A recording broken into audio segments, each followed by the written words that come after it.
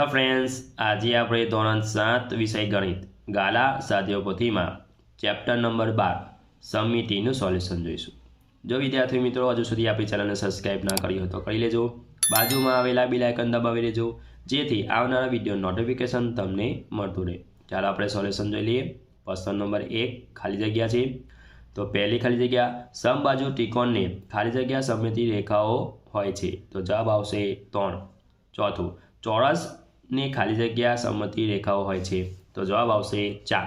तीजું नियमित पंचकोण ने खाली जग्या सममिति रेखाओं होय छे, तो जवाब आवशे 5। चौथું नियमित षटकोण ने खाली जग्या सममिति रेखाओं होय छे, जवाब आवशे 6। પાંચમું नियमित अष्टकोण ने खाली जग्या सममिति रेखाओं होय छे, तो जवाब आवशे 8। छठું वर्तुळ ने सममिति रेखाओं खाली जग्या होय छे, असंख्य होय छे। सातमुं अंग्रेजी मूळाक्षर Z ने खाली जग्या सममिति रेखा होय छे, तो जवाब आवशे 0। आठमुं अंग्रेजी मूळाक्षर Z ने परिभ्रमणीय सममितिनो क्रम खाली जग्या छे, तो जवाब आवशे 2। नवमुं अंग्रेजी मूळाक्षर E ने खाली जग्या सममिति रेखाओ होय छे, तो जवाब आवशे 1। 11 अर्ध परिभ्रमणीय एटले खाली जग्या परिभ्रमण कोण, तो जवाब आवशे 160 अंश। 12मुं चतुष्कोण ने खाली जग्या सममिति रेखा होय छे, तो जवाब आवशे 0। 13मुं विषम बाजू त्रिकोण ने खाली जग्या सममिति रेखा होय छे, तो जवाब आवशे 0। प्रश्न नंबर 2 विकल्प वाली खाली जग्या छे। पहली खाली जग्या जोई ले टेनिस बॉल ने सममिति रेखाओ खाली जग्या होय छे, तो असंख्य। बीजું अंग्रेजी मूळाक्षर H ने सममिति रेखाओ खाली जग्या होय छे, जवाब आवशे 2। तीजું अंग्रेजी मूळाक्षर Z X ની પરિભ્રમણીય સમમિતિ क्रम खाली जग्या છે, तो जवाब आवशे 2। चौथું अंग्रेजी मूळाक्षर S ની સમમિતિ રેખા ખાલી જગ્યા હોય છે, તો જવાબ આવશે 0। પાંચમું લંબચોરસની ખાલી જગ્યા સમમિતિ રેખાઓ હોય છે, તો જવાબ આવશે 2। છઠ્ઠું સમબાજુ ચતુષ્કોણની ખાલી જગ્યા સમમિતિ રેખાઓ હોય છે, તો જવાબ આવશે 2। સાતમું સમલંબ ચતુષ્કોણની ખાલી જગ્યા સમમિતિ રેખાઓ હોય છે, તો જવાબ આવશે 0। આઠમું ચોરસનું પરિભ્રમણીય કેન્દ્ર ખાલી જગ્યા હોય તો વિકર્ણનું બિંદુ છેદબિંદુ હોય। નવમું ચોરસનો પરિભ્રમણીય કોણ ખાલી જગ્યા હોય છે, તો 90 અંશ। 10મું લંબચોરસનો પરિભ્રમણીય કોણ ખાલી જગ્યા હોય છે, તો 180 અંશ। 11 ખાલી જગ્યાને ઊભી પરાવર્તીય સમમિતિ છે, તો જવાબ આવશે M। 12મું ખાલી જગ્યાને આડી પરાવર્તી સમમિતિ છે, તો જવાબ આવશે D। 13મું ખાલી જગ્યાને ઊભી અને આડી બંને પરાવર્તીય સમમિતિ છે, તો જવાબ આવશે H। હવે આગળ ત્રીજો છે વિકલ્પ છે।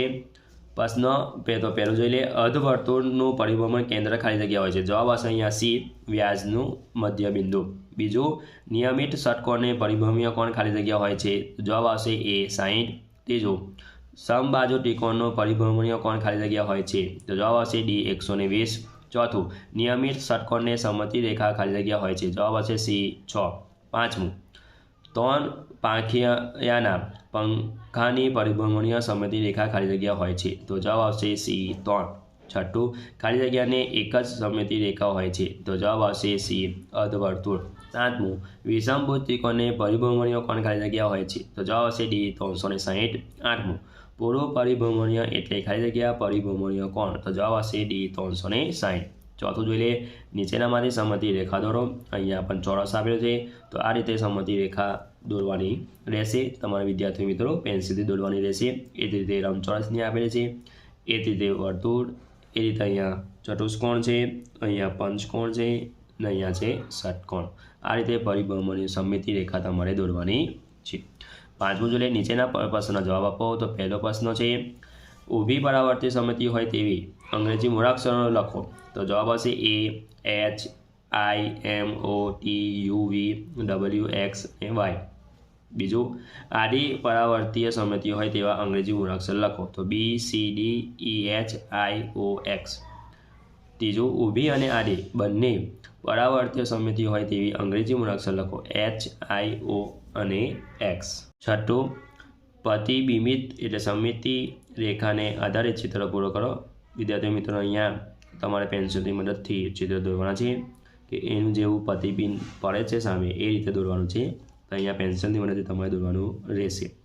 હવે 7મું જોઈએ, ચિત્રના માં સમમિતિ રેખાઓ દર્શાવો, કેટલી સમમિતિ રેખાઓ છે તે લખો. તો વિદ્યાર્થી મિત્રો પહેલો અહીંયા 3 છે, અહીંયા 3 સમમિતિ રેખા દર્શાવેલી છે, બીજામાં છે 2, ત્રીજામાં છે 3, ચોથામાં છે 4, 2 છે, અને પાંચમામાં છે 4, છઠ્ઠામાં 1, સાતમામાં 4, આઠમામાં 3.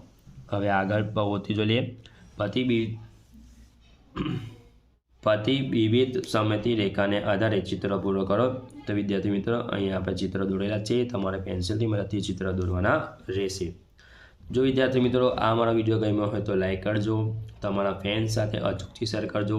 હજુ સુધી આપણી ચેનલને સબસ્ક્રાઈબ ના કરી હોય તો કરી લેજો, બાજુમાં આવેલા બેલ આઇકન દબાવી દેજો, જેથી આવનારા વિડીયો નોટિફિકેશન તમને મળતું રહે. Thank you.